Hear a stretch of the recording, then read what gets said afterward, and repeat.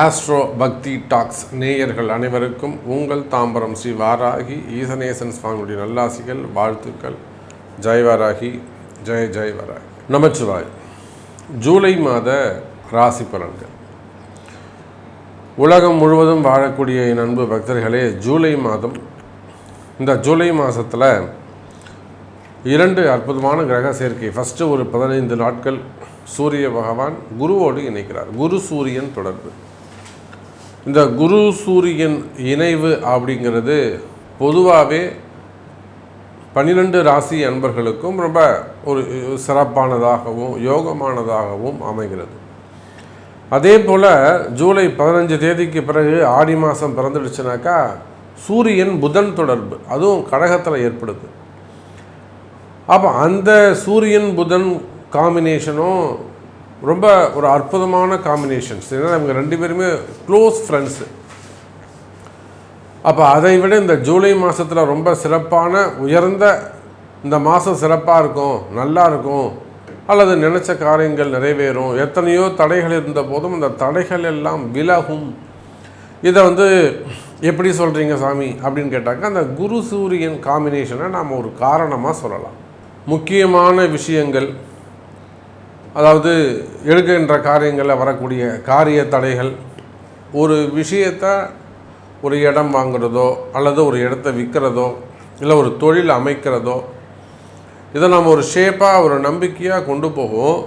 ஆனால் நமக்கு தெரியாமல் காலமும் நேரமும் அதில் பல விஷயங்களை குளறுபடிகளை செஞ்சிடும். எதிர்பார்க்காத சில குழப்பங்கள்லாம் நடந்து, நமக்கு தெரியாமலே நடந்து, அதன் பிறகு அது ஒரு ஷேப்பு கொண்டு வந்து அப்புறமா நம்ம கடைசியில் நம்ம ஜெயிப்போம். நேரடியாக நடக்க வேண்டிய விஷயங்கள் அப்படி சுற்றி நடக்கிற மாதிரி இருக்கும். அப்போ இது நாள் வரையிலும் நினைத்த காரியங்கள், எடுக்கின்ற விஷயங்கள், ஒரு ப்ராஜெக்டாக இருக்கட்டும் இல்லை எந்த ஒரு விஷயமாக இருக்கட்டும், குழப்பம் இல்லாமல் நடந்ததே கிடையாது. அதுவும் குறிப்பாக இந்த ஏப்ரல் மாதத்துக்கு பிறகு பயங்கரமான குழப்பங்கள் திடீர்னு நல்லா போய்கிட்டே இருக்க மாதிரி இருக்கும். அதில் பார்த்தா திடீர்னு ஒரு குழப்பங்கள் இருக்கும். எங்கடா இருந்து இந்த குழப்பம் வந்துச்சு அப்படின்னு யோசிக்கக்கூடிய வகையில் அது இருக்கும். அந்த மாதிரியான திடீர் குழப்பங்கள், திடீர் மாற்றங்கள், இதையெல்லாம் கிராஸ் பண்ணி தான் ஒவ்வொரு நாளும் வாழ்க்கையில் ஜெயிக்க வேண்டியது இருக்குது. ஆனால் பாருங்கள் அன்பு நேயர்களே, இந்த குரு சூரியன் தொடர்பு அதுக்கு ஒரு நல்ல விடை கொடுக்கும். அப்போ அற்புதமான காம்பினேஷன். அதே போல் சூரியன் புதன் தொடர்பு, இது சுபத்துவமான, அதே சமயத்தில் பாசிட்டிவாக நடக்கக்கூடிய விஷயங்கள். அடுத்ததாக செவ்வாய் கேது தொடர்பு. சிம்மத்தில் செவ்வாயும் கேதுவும் இணைந்திருக்கிறார்கள். அப்போ செவ்வாயோட, அதாவது முதல் ராசி அதிபதியே மேஷத்துக்கு, காலபுருஷனுக்கு 1ஆம் பாவ அதிபதியே அவர் தான். அவர் பஞ்சமஸ்தானத்தில் 5வது வீட்டில் அமர்வது சிறப்பு. ஆனால் சூரியனுக்கு அது பகை வீடு, செவ்வாய்க்கு அது பகை வீடாக போயிடுச்சு. அங்கே ஏற்கனவே ஒரு அசுப கிரகம் உட்கார்ந்துருக்கு. அந்த செவ்வாய்க்கேது தொடர்பு ஏற்படுகிறது. அப்போ மீண்டும் அந்த அரசியல் கழகம், அரசாங்கத்திற்கான கழகங்கள், அரசாங்கத்திற்கான அவப்பெயர்கள், அல்லது இராணுவம் மற்றும் உள்நாடு வெளிநாட்டு அந்த உறவு முறைகளில் வரக்கூடிய சட்ட சிக்கல்கள், போர் பதற்றங்கள், இல்லை போர் கலகங்கள், மெயினாக நான் காம்ப்ரமைஸ் பண்ணுறேன் அப்படின்னு சொல்லிட்டு அது மூலிமா வரக்கூடிய குழப்பங்கள், கலகம், மெயினாக கலகங்கள்.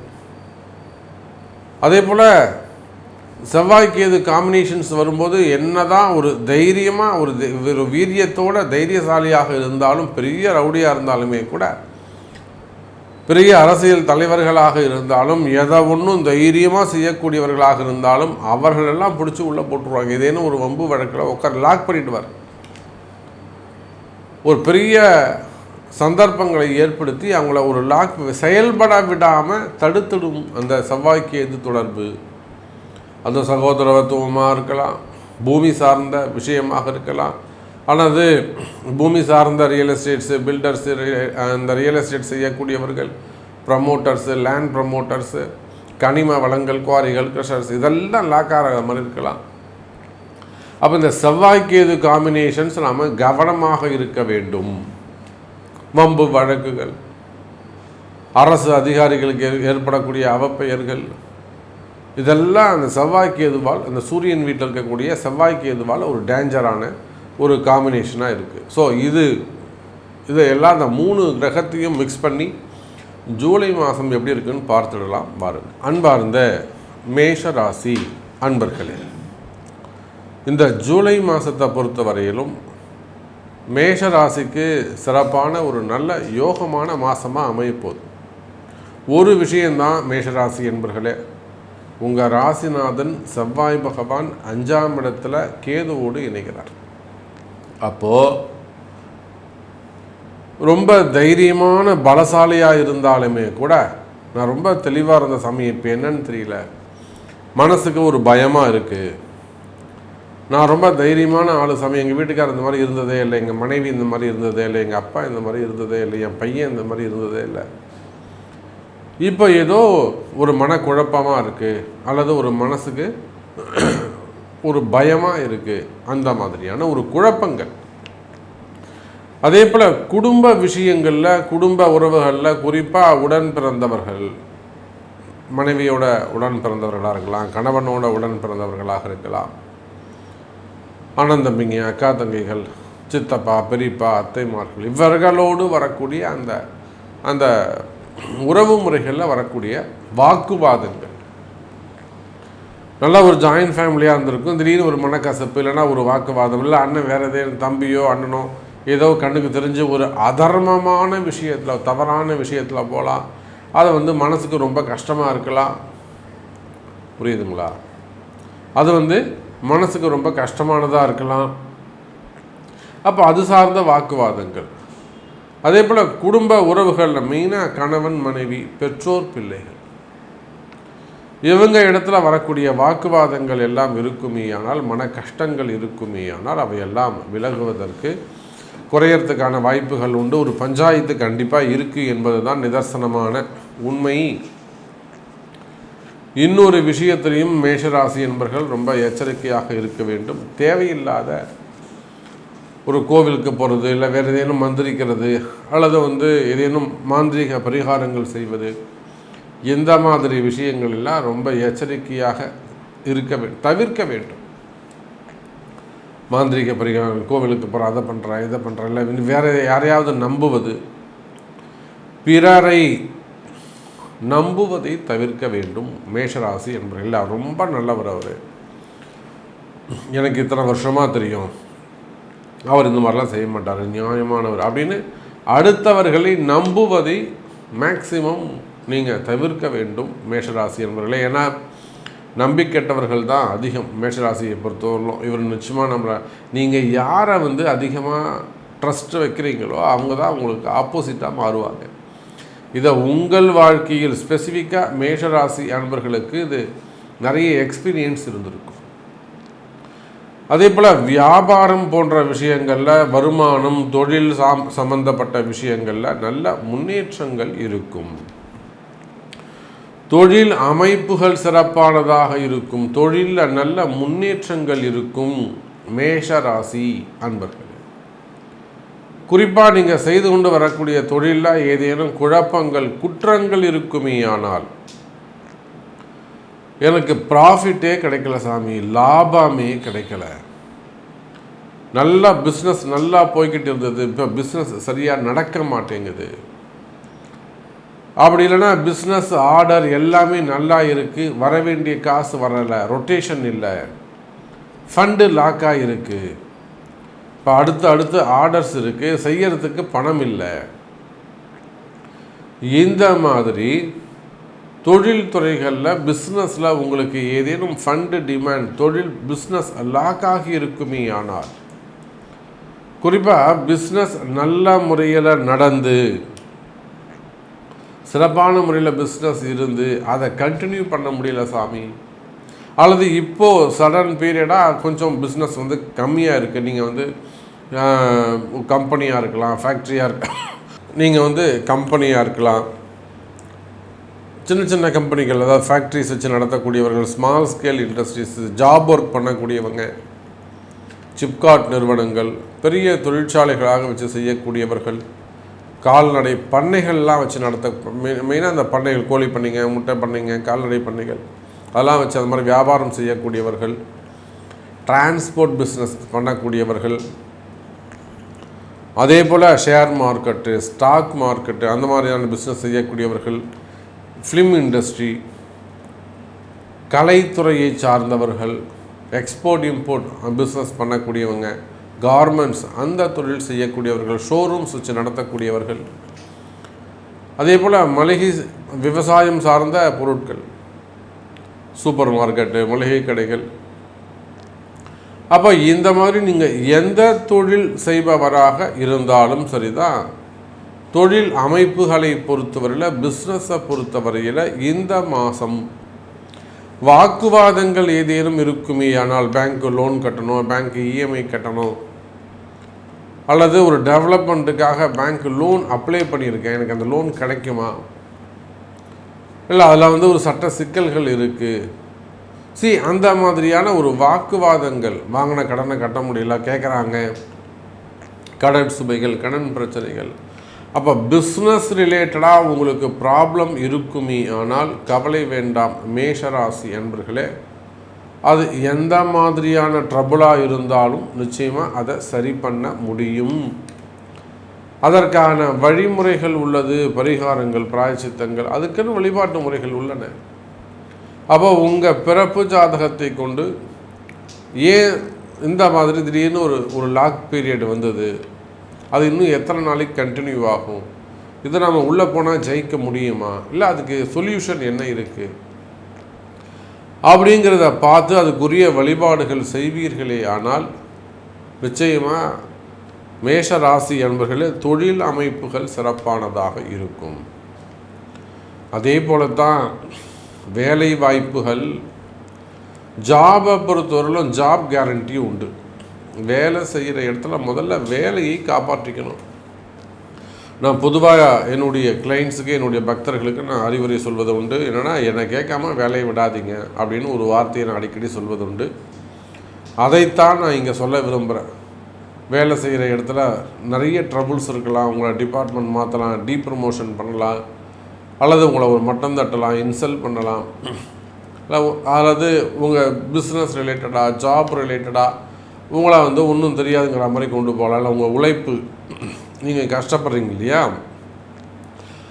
அதை கூட அவங்க ரெக்கக்னைஸ் பண்ணாமல் இருக்கலாம். ஏதோ ஒரு விஷயம் உங்களை கழுத்தை பிடிச்சி வெளியே தள்ளாத குறை தான், வெளியில் போடா அப்படின்னு சொல்லாமல் வேறு ஏதோ ஒரு மறைமுகமாக சொல்கிற மாதிரி ஒரு சூழ்நிலை இருக்குனாலுமே கூட எந்த சூழ்நிலையிலையும் வேலையை மட்டும் விட்டுடக்கூடாது மேஷராசி அன்பர்களே. அப்போ நான் என்ன சாமி பண்ணுறது, எனக்கு வேலை முக்கியம், இதே மாதிரி இருந்தால் எனக்கு மன உளைச்சலாக இருக்குது, இப்போ நான் வெளியில் போனால் எனக்கு வேலை கிடைக்குமா,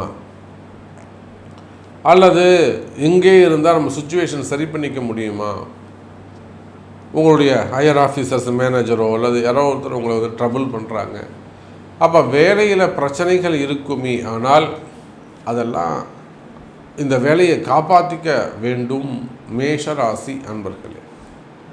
அப்படி இந்த இருக்கக்கூடிய பிரச்சனைகளை அதுக்கு நம்ம என்ன பண்ணலாம், எப்படி சரி பண்ணலாம், அது முடியுமா முடியாதா அப்படிங்கிறத உங்களுடைய பிறப்பு ஜாதகம் தான் அதுவும் எடுத்துக்காட்டும்.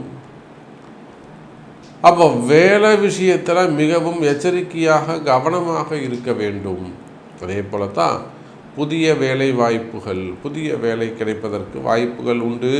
குரு சூரியன் தொடர்பு, குறிப்பாக அரசு அதிகாரிகள், கவர்மெண்ட் ஜாப் செய்யக்கூடியவர்களுக்கு நல்ல யோகம் உள்ளது. உங்களுக்கு வேலையில் ஏதேனும் பிரச்சனைகள், அவப்பெயர்கள் எல்லாம் இருக்குமே ஆனால் அவையெல்லாம் கூட விலகுவதற்கான வாய்ப்புகள் உண்டு. ஸோ மேஷராசி என்பதிலே நிறைய விஷயம் நம்ம பேசிக்கிட்டே போகலாம்.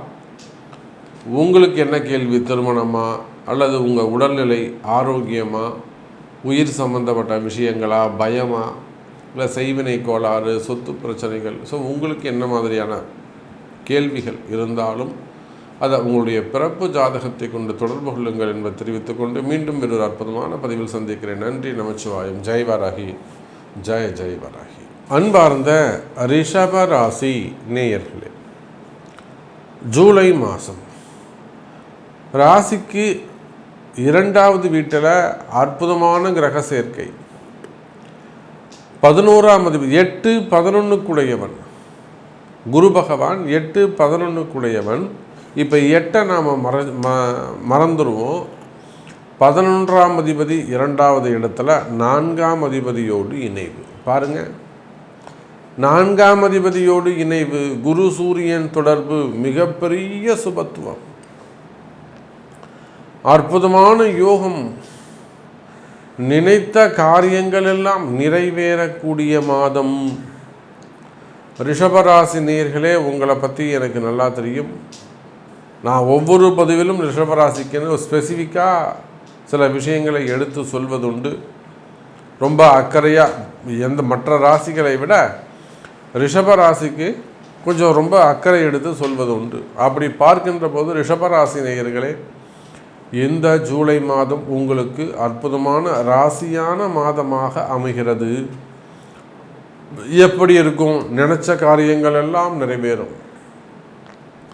நீண்ட நாட்களாக தடைப்பட்ட விஷயங்கள், பிஸ்னஸ் ரிலேட்டடாக இருக்கலாம், லோனாக இருக்கலாம், திருமணமாக இருக்கலாம், காதலர்களாக இருக்கலாம், படிப்பு சம்பந்தப்பட்டது, கல்வி சம்பந்தப்பட்ட ரிசல்ட்டாக இருக்கலாம்,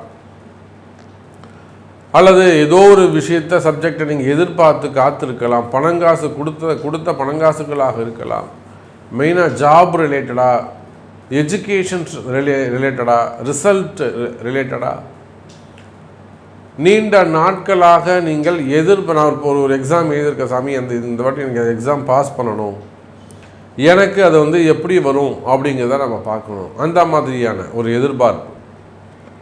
அல்லது நான் வேலைக்காக பணம் கட்டியிருக்கிறேன், நான் வெளிநாடு போவேனா, அந்த மாதிரியான கேள்விகள். அப்போ நீண்ட நாட்களாக எதிர்பார்த்து காத்திருக்கக்கூடிய ஒரு சில விஷயங்கள் நிறைவேறக்கூடிய காலம். நீண்ட நாள் கனவுகள் நிறைவேறக்கூடிய மாதமாக இந்த மாதம் அமைகிறது.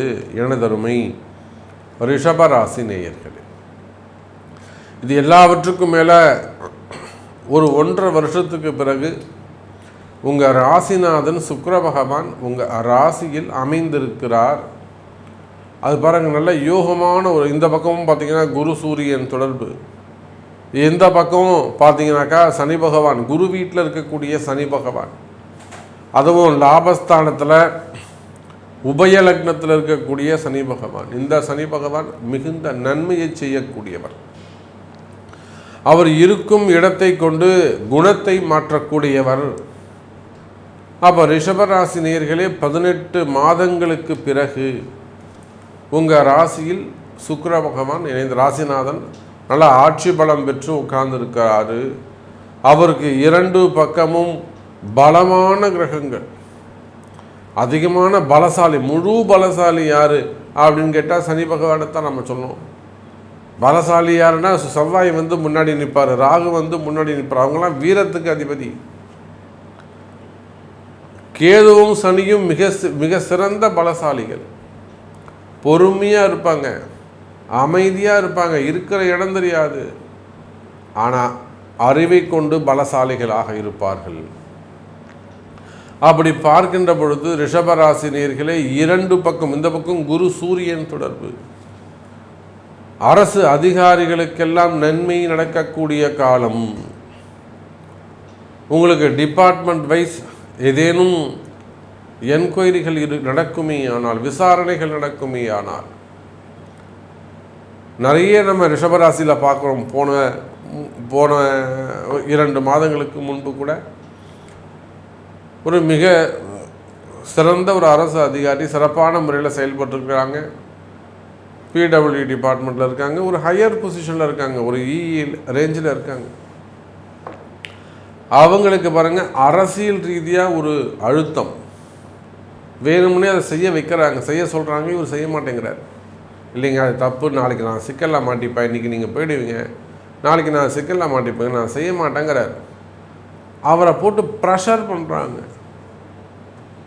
சாமி இது எப்படியாவது இதை விட்டு வெளியே, ஒன்று அவங்கள்ட்ட என்னை வெளியில் கொண்டு வந்துடுங்க, வேற எங்கேயா கூட மாற்றி விட்டுருங்க, இல்லைன்னா அந்த பிரச்சனையிலேருந்து என்னை காப்பாற்றுங்க சாமி.